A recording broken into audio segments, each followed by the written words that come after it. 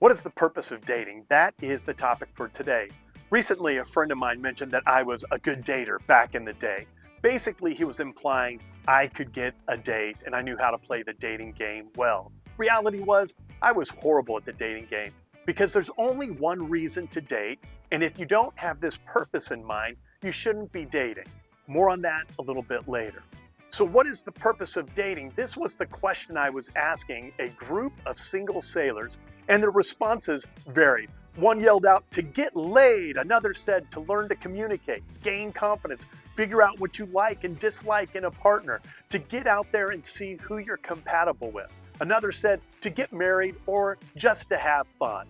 All those are nice ideas, but the purpose of dating is to see if you're compatible with another person for marriage.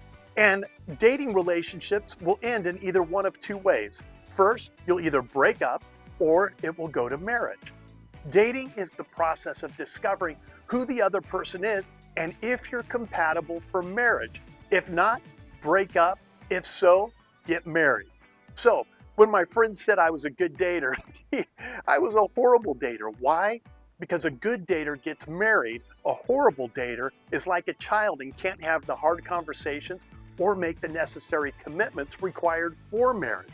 I just practiced serial dating monogamy, but even that was childish. Some would argue that by dating a lot of people, you get to figure out what you like and you dislike. I'd be interested in what your comments would be on that, what your thoughts would be on that. I personally disagree.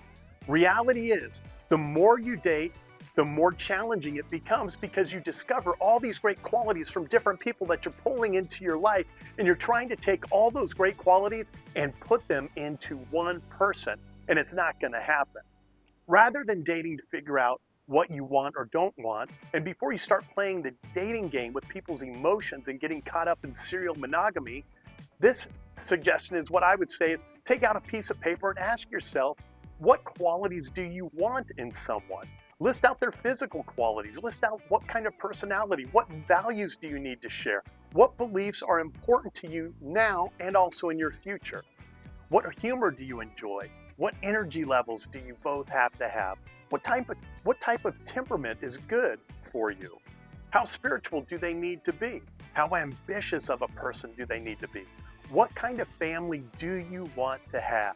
Figure out what's important to you and the lifestyle you want first, then meet people with beliefs and interests that are the same as you. Be prayerful, seek godly counsel. Over time, God will reveal if the other person's a good match or not. He will give you discernment, and oftentimes that discernment is through other people who don't have an emotion wrapped up in your relationship or with that other person to tell you what their thoughts are. Dating is a process. Take your time. If you have questions, don't hesitate to reach out.